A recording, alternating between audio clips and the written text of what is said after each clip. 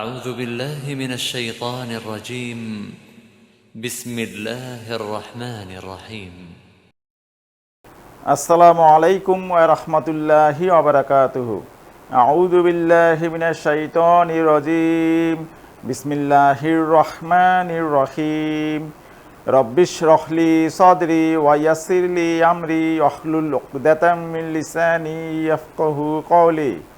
রব্বি জিদনি ইলমা রব্বি জিদনি ইলমা। ধারাবাহিক সহজে আরবি শিখি এর নবম পর্বে আপনাদেরকে স্বাগত জানাচ্ছি। আমি মোহাম্মদ শাহিনুর আলম।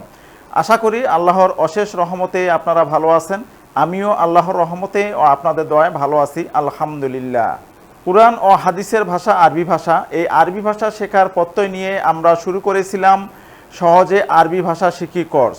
তো আজকে এর নবম পর্ব নিয়ে আমরা আলোচনা করব। ইতিমধ্যে আমরা 8টি পর্ব শেষ করে ফেলেছি। তো আজকে আমরা দুটি গুরুত্বপূর্ণ বিষয় নিয়ে আলোচনা করব। ইনশাআল্লাহ আপনারা এই ভিডিওটি শুরু থেকে শেষ পর্যন্ত দেখবেন। আমার সংকলিত ও অনুবাদকৃত একটি বই বাজারে এসেছে। বইটির নাম হচ্ছে মদিনা অ্যারাবিক বুক, কোরআন ও হাদিস অনুধাবনের সহজ সমাধান।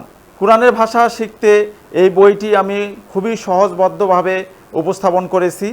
আপনারা যারা সংগ্রহ করতে ইচ্ছুক, ডিসক্রিপশন বক্সে আমার হোয়াটসঅ্যাপ নাম্বার দেওয়া থাকবে, আপনারা সেই নাম্বারে যোগাযোগ করে বইটি সংগ্রহ করতে পারবেন ইনশাআল্লাহ। তো আমরা মূল আলোচনায় চলে যাই।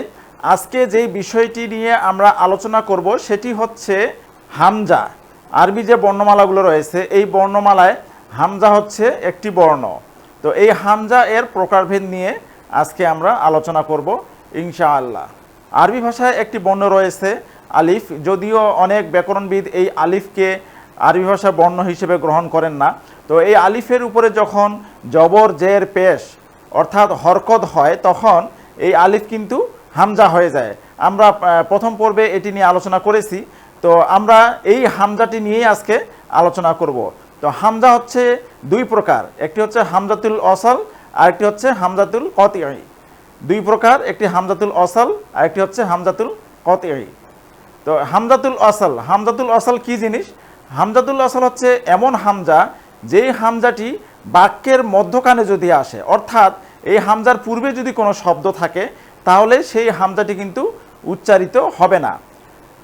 অর্থাৎ লিখতে আসবে কিন্তু পড়তে আসবে না। অর্থাৎ লিখতে আসবে, লিখতে হবে, কিন্তু যখন আমরা পড়ব বা উচ্চারণ করব তখন কিন্তু এই হামজাটি উচ্চারণ হবে না। কিন্তু যখন এই হামজাটি যখন বাক্যের শুরুতে আসবে, অর্থাৎ তার পূর্বে কোনো শব্দ থাকবে না, তাহলে কিন্তু এই হামজাটি আবার উচ্চারণও আসবে।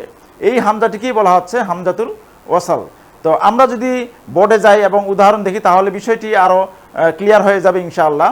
তাহলে আমরা দেখলাম যে হামজা দুই প্রকার, একটি হচ্ছে হামজাতুল ওয়াসল আর একটি হচ্ছে হামজাতুল কতঈ। তো হামজাতুল ওয়াসল কি জিনিস? আমি যে বললাম যে বাক্যের মাঝখানে, এই হামজাটি বাক্যের মাঝখানে আসলে, অর্থাৎ তার পূর্বে যদি কোনো কালিমা বা শব্দ থাকে, তাহলে সেই হামজাটি আর উচ্চারিত হয় না, লিখতে আসে কিন্তু উচ্চারণে আসে না। কিন্তু হামজাটি যদি বাক্যের শুরুতে আসে, তাহলে সেই ক্ষেত্রে কিন্তু এই হামজাটি উচ্চারিত হয়। তো আমরা একটি শব্দ দেখি, আল্লাহ সুবহানাহু ওয়া তাআলার যে সত্তাগত নাম আল্লাহ, এটি দেখি।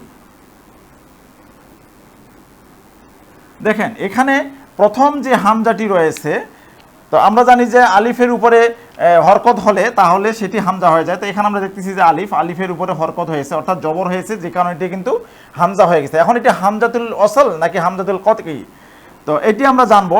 তো এখানে আমরা দেখতেছি যে শব্দটি একাকী এসেছে, অর্থাৎ তার পূর্বে কোনো শব্দ নেই, অর্থাৎ বাক্যের প্রথম শব্দ এটি, যে কারণে কিন্তু এই হামজাটি উচ্চারিত হচ্ছে, অর্থাৎ আল্লাহু। এটি আমরা যখন আবার বাক্যের মাঝখানে নিয়ে আসব, অর্থাৎ এখানে আমরা দেখতেছি যে বাইতুল্লাহি, বাইতুল্লাহি, এখানে এই যে হামজা, এই হামজাটি কিন্তু আর উচ্চারিত হচ্ছে না, কারণ এর পূর্বে একটি শব্দ রয়েছে, অর্থাৎ বাক্যের মাঝে এসেছে।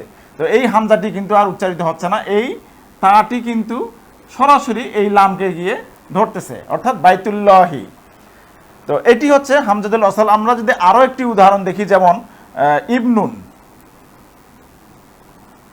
ইবনুন অর্থ হচ্ছে পুত্র। আমরা জানি ইবনুন মানে হচ্ছে পুত্র। তো এই ইবনুনের যে হামজাটি রয়েছে, এই হামজাটিও কিন্তু হামজাতুল ওয়াসল। তো এটি যদি আমরা বাক্যের মাঝখানে নিয়ে আসি, যেমন এখানে আমি উদাহরণ দিয়েছি যে হুয়াবনুল মুদাররিসি, এখানে এই যে ইবনু শব্দটি এসেছে এটি বাক্যের মাঝে এসেছে, অর্থাৎ এটি পূর্বে আরও একটি শব্দ রয়েছে। তো এ কারণে এই হামজাটি কিন্তু আর এখানে উচ্চারিত হচ্ছে না, কারণ এটি হামজাতুল ওয়াসাল, এটি আমরা মনে রাখবো। এরপরে আল মুদাররিসু, আল মুদাররিসুর হামজাটিও কিন্তু হামজাতুল ওয়াসাল, আল মুদাররিসু। এই যে হামজা, এই হামজাটিও কিন্তু হামজাতুল ওয়াসাল। আমরা মনে রাখবো যে ইসিমের পূর্বে যে আলিফ লাম যুক্ত হয়, আলিফ লাম অর্থাৎ আল, এটি যুক্ত হয়, এই আল এর আলিফ লামের এই হামজাটি কিন্তু হচ্ছে হামজাতুল ওয়াসাল। তো এটিও দেখেন এখানে বাক্যের মাঝে আসছে, এ কারণে কিন্তু ইবনুল মুদাররিসি, অর্থাৎ এই হামজাটির উচ্চারণ হচ্ছে না, ইবনুল মুদাররিসি, হুয়াবনুল মুদাররিসি। তো এই যে আমরা এখানে হামজাতুল ওয়াসালটি দেখলাম। তো এরপরে হচ্ছে হামজাতুল কতঈ। হামজাতুল কতঈ কি জিনিস? এটি হচ্ছে এমন হামজা যেটি বাক্যের মাঝে আসলেও উচ্চারিত হবে, আবার বাক্যের শুরুতে আসলেও উচ্চারিত হবে, সব ক্ষেত্রেই এটি উচ্চারিত হবে।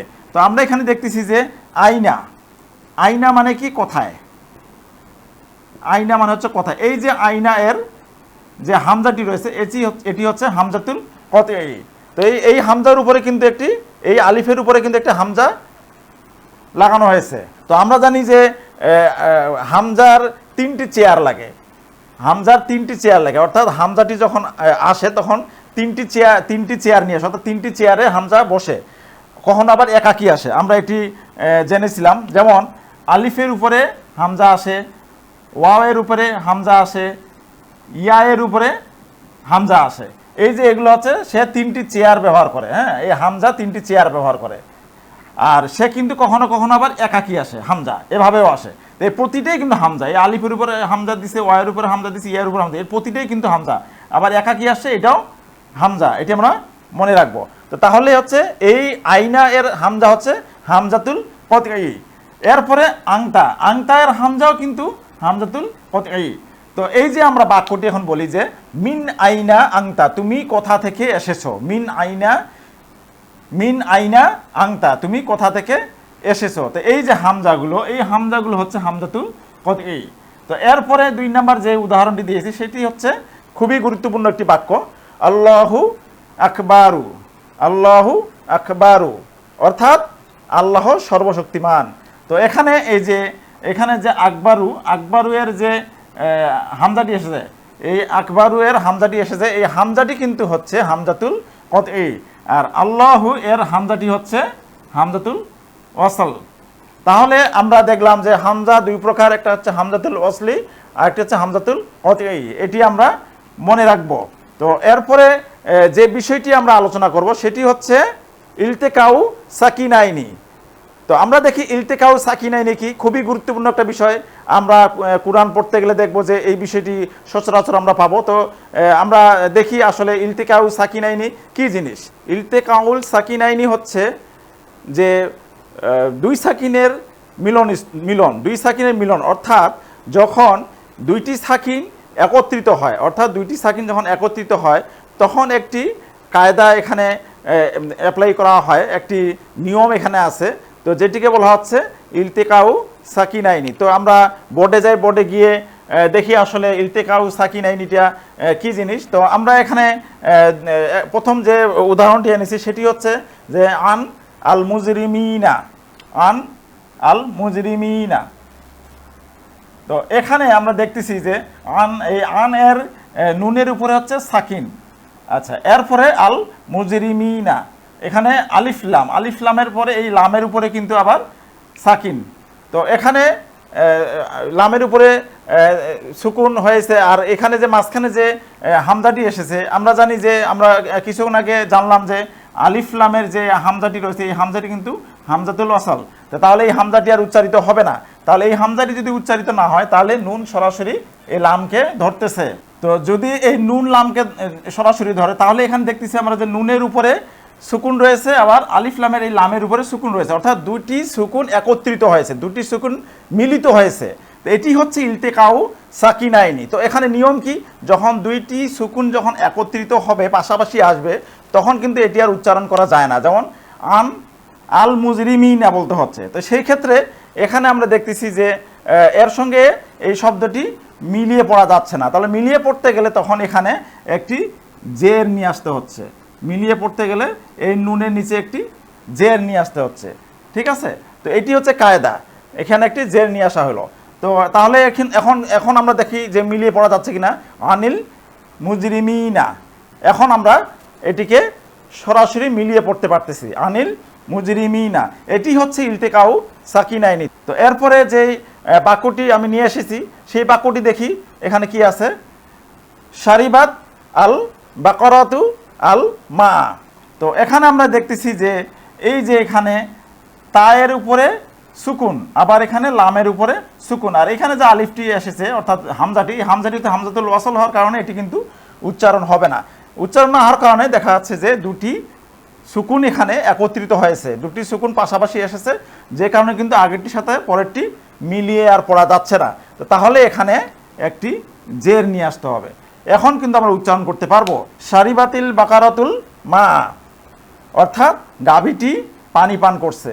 তো এই হইল দ্বিতীয় যে উদাহরণ। তৃতীয় উদাহরণটি যেটি আমি এনেছি সেটি হচ্ছে খরাজা বিলালুন মিন আল মাদ্রাসাতি, অর্থাৎ বেলাল মাদ্রাসা থেকে বেরিয়ে গেল।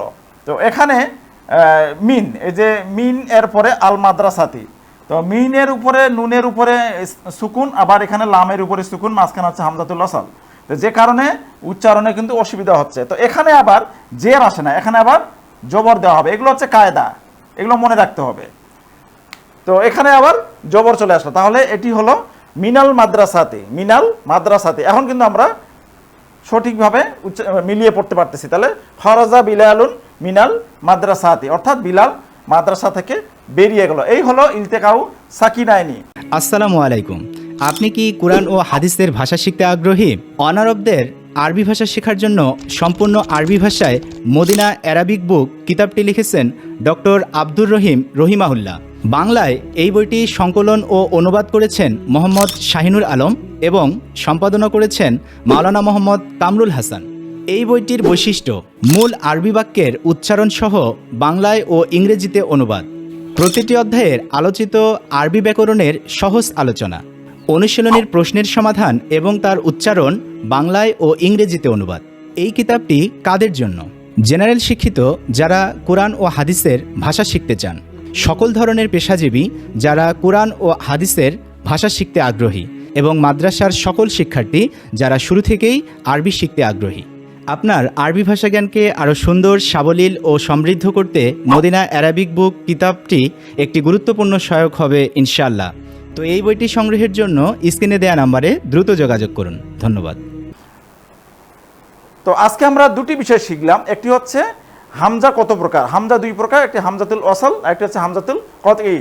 আরেকটি যে গুরুত্বপূর্ণ বিষয় শিখলাম সেটি হচ্ছে ইলতেকাউ সাকিনাইনি, অর্থাৎ দুই সাকিনের মিলন, দুই সাকিন একত্রিত হওয়া। এই যে দুটি বিষয়, এই দুটি বিষয় আমরা ভালোভাবে মনে রাখবো। যদি আপনারা বিষয়টি আরও ভালোভাবে বুঝতে চান তাহলে ভিডিওটি আবার দেখবেন।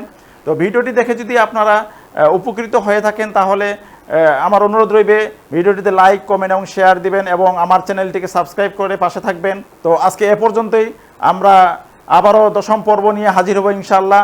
তো সে পর্যন্ত আপনারা ভালো থাকবেন, সুস্থ থাকবেন। আসসালামু আলাইকুম ওয়া রাহমাতুল্লাহি ওয়া বারাকাতুহু।